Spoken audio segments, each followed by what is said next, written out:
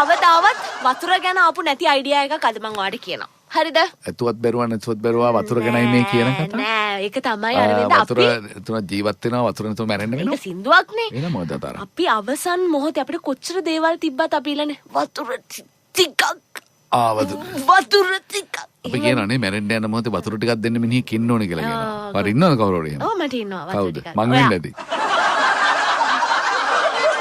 ඒකටත් ඉතින් මාවම අල්ලගෙන කියන්නේ. එයා දෙයි කියලා මං හිතනවා වතුර ටිකක්. දැන් උනා වතුර ටිකක් දෙන්න. නැත්ද කියන්නේ? ඒ කියන්නේ අපිට කොච්චර දෙයක් මේ වතුර ටිකක් බොන්න. මට ඒ වෙලාවට නම් එන්න පුළුවන් ඒක දන්නේ මේ දැන් බොන්නකො. සුදේ වතුර ටිකක් දෙන්න. ඔව්. ඒක ඒ වෙලාවෙ ඉල්ලුවෙත් වතුර ටිකක්. ඔව්. සුදේවට වතුර ටිකක් දෙන්න කොකඩ මිස්ටර්. ඉතින් මේ වතුර කියන මාතෘකාව කොච්චර සැප සම්පත් මොනවා තිබ්බත් අවසාන මොහොතේදී පවා මිනිස්සුෙකුට උවමනා වෙන දේ තමයි වතුර කියලා කියන්නේ. කියන්නේ මන් දිහා බලන් ඉන්නේ කියලා. මම මොනවා කරන්නේ? ඒකට අපි ඒකෙන් යන්නේ මොකද්ද? අපි ජෝ කාසු සිස්ටම් එක ගැන කතා කරමු. මොකද මේක අවුරුද්ද බලන්න එතන වතුර කියන එක කියන ජෝ.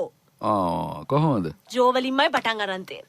ඔව්. දැන් ගෙදරක අපි කොච්චර අපජලය පිට කරනවද? පහුගිය දවස් ටිකේම අපි කතා කරා. නිකන් දැන් නම් අරවින්ද මම බලන් හොදනකොට වොෂ්රූම් එකේ නිකන් නානකොට නම් පොඩි වතුර ගොඩක් යනවද කියන්නකෝ එළියට. ඒක මතක් සබන් වතුර රෙදි හොදලා වොෂින් මැෂින් එකකින් ගියත් අතින් රෙදි හොදලා ගියත් උයලා පිහලා විසි කරන එක ඉඳුල් අරක මේක ඔක්කොම ටොයිලට් වලින් යන ටික යන්නේ කතා කරලා නෑ. ඉතින් මේවා කොහොමද කොහෙටද දාන්නේ අපි මේවා? ඔබ කවදාද හරි කල්පනා කරනවද අපි මේ පාවිච්චි කරලා අපවිත්‍ර කරලා දූෂ්‍ය කරපු ජලයට මොකද කරන්නේ කියලා? එහෙම අපි මුකුත් කරන්න ඕනේ නෑ.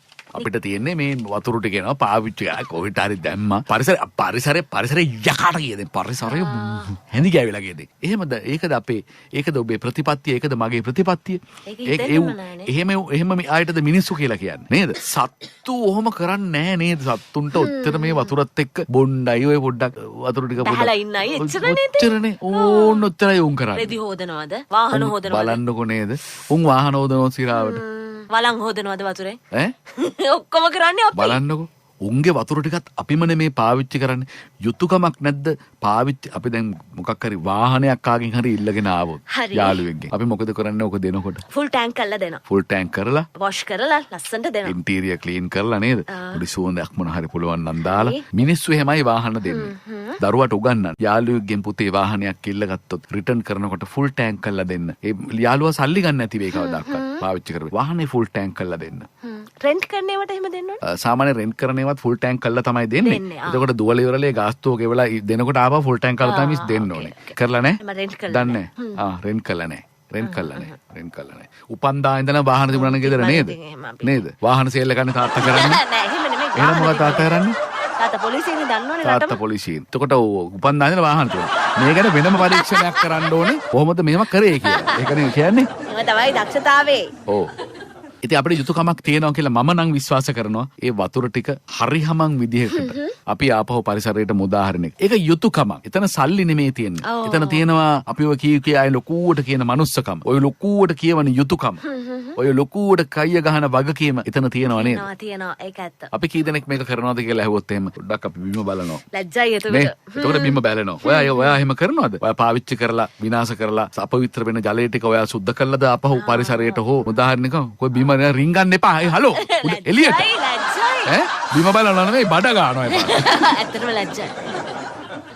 අතන මෙතන යන්න එපා. ජපානෙන් ඩිරෙක්ට් මාපකද මම දක්න මේ දවස්වල ඩයිකි ඇක්සිස් ජෝකාසු ඇඩ්වර්ටයිස් කරන්නේ මේ අපිත් එක්ක විතර ඒගොල්ලෝ වෙන කොහෙද දන්නේ මේ අපි කියන ඒවත් එක මම දකිනවා මේ අම්මෝ ඇඩ් දාලා තියෙනවා අපි තමයි නෑ මේ ඩයිකි මේ ඇවිල්ලා ඩයිකි ඇක්සිස් ජෝකාසු ඩයිකි ඇක්සිස් නම මතක තියාගන්න නැත්තම් ඔබ කාරණාව හොඳට හිතට අරගෙන වැරදි පාරක ගියොත් ඒ වගකීම අපිට ගන්න බෑ. ඔව් ඔබ අමාරුවේ වැටේනේ. අන්තිමට ඔය ගණන් කපන සෙල්ලම ගණන් අඩු කරන මැජික් එක අපි දන්නවා. හරි. 10 දෙනෙකුට අපි දන්නවා 5 දෙනෙක් ඉන්න ගෙදරක් නම් ඒකට දාන ජෝකාසු සිස්ටම් එක කියුබික් මීටර එකකවත් එකක් වෙන්න ඕනේ. හරි.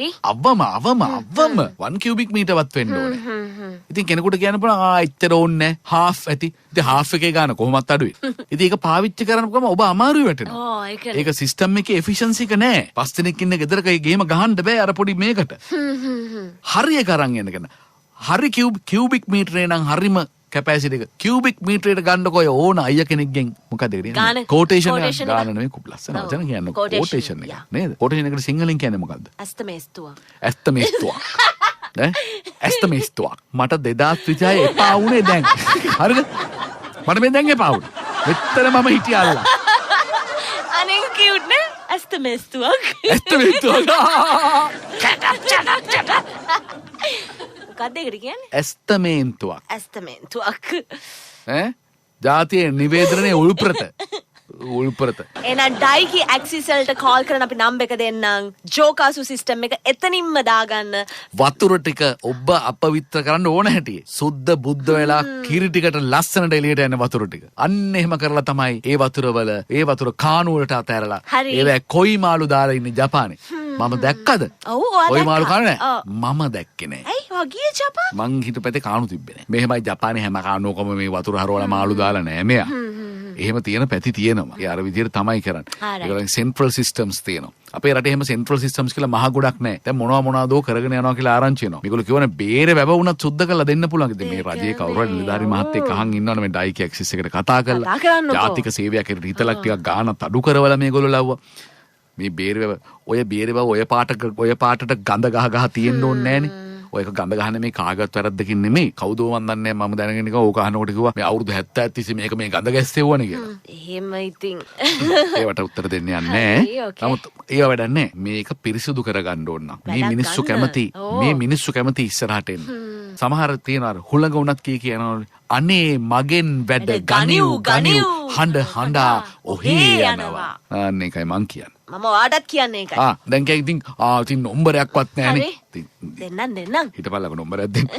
0.76 5යි 380යි 380. මේ තමයි ඩයිකි ඇක්සිස්. එහෙම අරයට මෙයට කතා කරන්න ඕනේ නැහැ. 0.76 5යි 380යි 380. ඔබේ ඊළඟ ප්‍රොජෙක්ට් එක කොච්චර ලොකු වුණා ඩයිකි ඇක්සිස් ගාව තියෙනවා ජෝකාසු විසඳුම. Actual Japanese.